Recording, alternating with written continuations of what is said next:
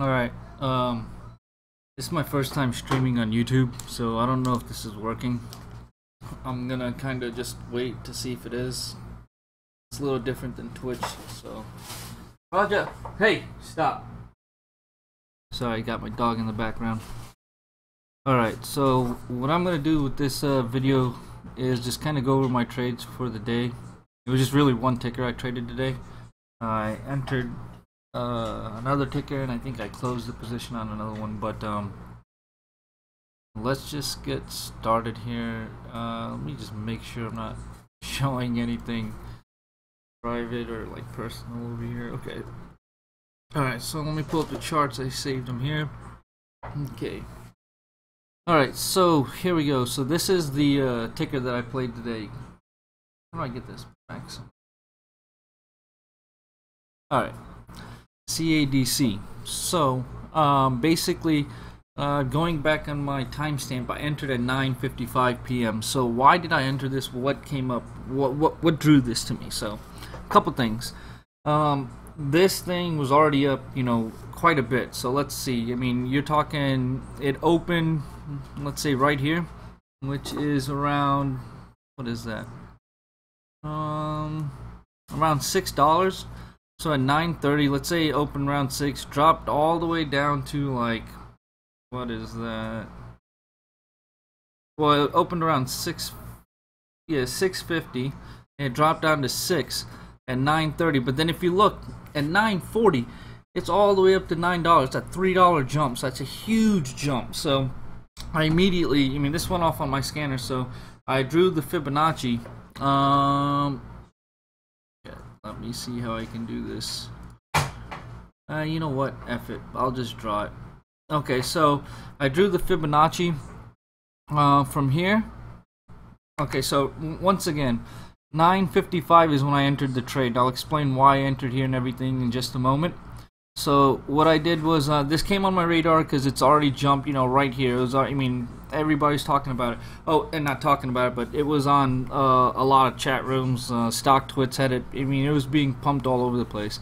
But that's not what really drew my attention, because, you know, to me, you know, at around 9:50, 9:45, I'm already like, man, I've already missed the boat. No, that's not always the case, because these Fibonacci's will allow you to give you another chance. So what I did was, I come down here, you know, the Fibonacci extensions to the right, and then I draw it from the green arrow, or the box to the left of the green arrow, to the first run up. Now, I've told people in the past I generally do this outside the VWAP, but this is a surging stock. So in other words, you know, there's quite a bit of momentum behind it. It's a momentum play, as I'd like to call it. So then I go not to the red arrow, but to the box to the left of the red arrow, and I'll explain why. So at around, let's say 9:50, I drew this Fibonacci, and I'm looking at it and I'm like, well, you know what, it's already going down. I'm gonna see if it, you know, touches the 61.8, and if it keeps going further, and that's exactly what it did. So at this point, what I did was I put an order in, not at the 61.8, but at the VWAP right here, which is the volume weighted average price. So once I put the order in for the VWAP, I think it was for 1,000 shares. Yeah, I went in pretty heavy because I felt confident.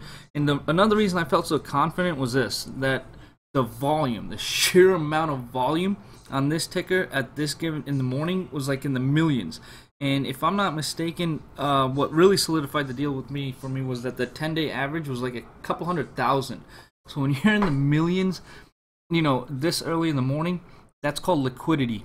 You absolutely need liquidity in the market to make money, whether it's going short or long.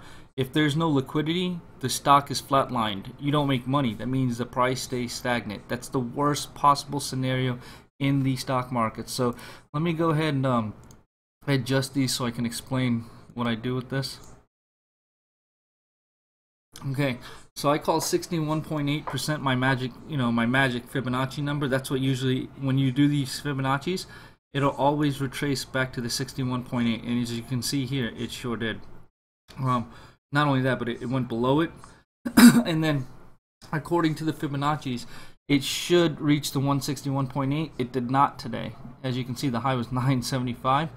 However, I set goals. I don't always go for the 161.8 because at 1,000 shares, entry right here to right here, that's quite a bit of money. I mean, you're making like $4,000 or $5,000 on this one trade, and that's, I'm gonna tell you one thing. When I do the $1,000 challenge, I'm probably not going to be shooting for these targets. I mean, you want to be green on every trade, so my goals will be minimal, like 5 to 8%. I don't care. In the beginning, when I only have $1,000 capital, if I enter a position with $900, I'll get out with $90. Why? Because the trade's only going to cost me $1. So once that only costs me $1, it's not like TD Ameritrade where it's $7 per trade, and it's unlimited trades or day trading with the U stock trade. So the maximum I'm willing to gain is going to be 5 to 8% on that 1K challenge, because you just want green. You don't want red. Every trade should be green, and your red should be minimal. So in other words, if you're down, you see yourself going down, exit immediately. Who cares if it comes right back up? You minimize your losses, because let me explain the story of regret. In stocks, there's two types of regret. There's the regret of selling too soon, and then there's the regret of selling too late. And the selling too late is the worst, because then what happens? You are just pretty much going on hope, and then you're holding the bag, and then you're stuck. Selling too soon, that regret, it goes away, because you've already made money. You're going to forget about it within a few minutes. You're just going to be like, you know what, on to the next trade. Yeah, you might get pissed if it goes like, 200% and you sold after 12%, whatever. But those things happen. But guess what? It's a lot better than selling after, not selling and then it going down 30%, 40%, and then you're stuck holding the bag, or, biting the bullet, taking the loss. So, once again, so I entered this trade, drawing these Fibonacci's right here. Hey, hold on, Roger, get back! What are you doing?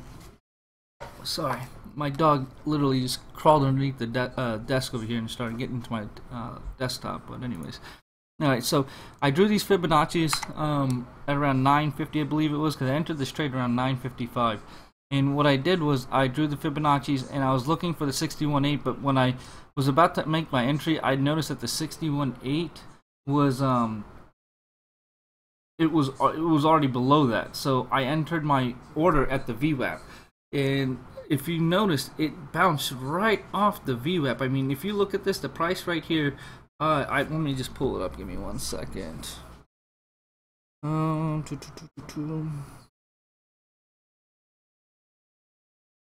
Okay, so the first price I filled at was 705. So I entered for 705. That makes the price, yeah, right at the VWAP.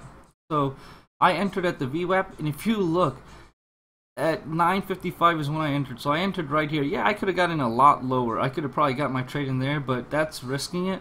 And it only touched that for like a quick second, and it came right back up. So I entered at the VWAP. And, not 1 minute later, 2 minutes later, I'm getting a little nervous because, 1,000 shares, and it goes all the way down. And look at this. It touches the legacy. If I was smart, I shouldn't say if I was smart, but I should have had a backup order. Like, I got in at the VWAP. I should have had a backup order to scale in even more at the legacy. Because look at that. This is the legacy, and it touched it.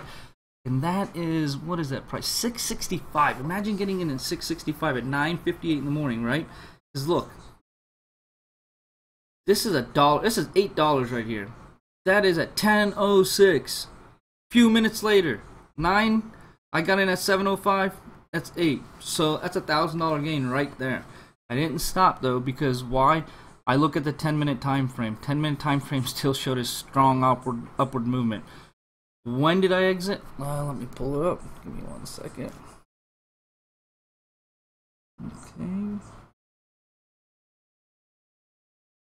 9:05. Oh, that's right. I said to myself, I want to make exactly $2 on this trade. And when I seen the momentum going up, I didn't give a crap where it went after 9:05, even though it shot up quite a bit higher. I said to myself, if I got 1,000 shares at an average of 7:05, and I can offer them at 9:05, less than, what is that, 30 minutes later, that's $2,000 in 30 minutes. I'm a happy effing camper, right? So I do it. I'm very happy. I lock in my gains, and then I get foolish. That's the word. I should have went on to other tickers, but I'll explain what happens here in a moment. Let me go back and just, I think I seen some notifications, so I just want to make sure. Yep, that's my sister. I get okay.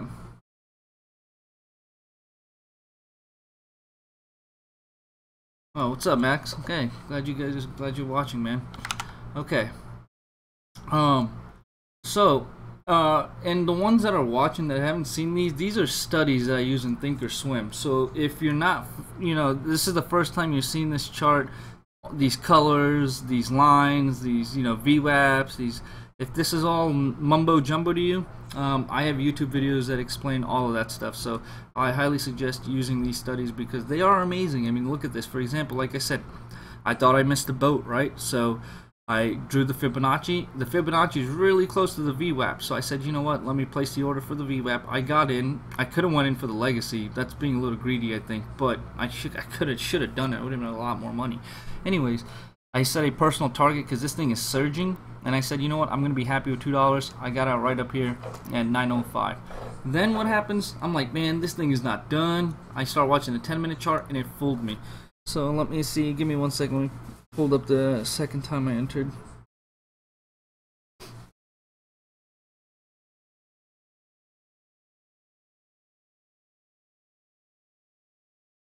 Okay, second time I entered was 10:56, so that was right here.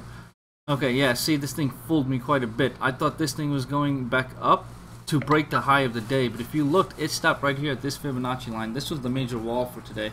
So anyways, I got in at 9:56 right here. What was my price at this time? It was, where'd it go? Oh, 10:56, 7.59. That's what I paid to get in. So when did I get in? 7.59. You know why? Because I thought the momentum was going up, so I did a market buy in, and I did a market buy in. I should have just did a market buy in, got out right here around 8:30. That still would have been a hell of a profit, but instead, I honestly thought this was going to be the space, to the moon, going to break the high of the day. I thought it was going to go all the way up to this 10:51, so I held on. Then what happened? It got rejected there, and it just kept going lower. And this might not seem like a much, but 1,000 shares at 7.56. My entry was right around here. It sucked because for the rest of the day it was below that. This was horrible. I even averaged down a little bit at $7, and towards the end of the day I was like, man, this is horrible. I'm down. Look right here, especially right here, man. My heart was like pounding. I was getting nervous. 5.95, and watch, it gets even worse. Because right before it jumped all the way down to like, it was down to 5.85. My heart was like, oh my god. I was in at an average. But then look. What was this? This is 320. From 320. From 5, look at that, 5, 6, 7, almost a $3 jump. It saved me. Because I was down, quite a bit. And then all of a sudden, I got up quite a bit positive.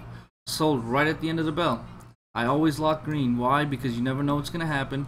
Let's see where we're at right now. That's not bad. It's 777.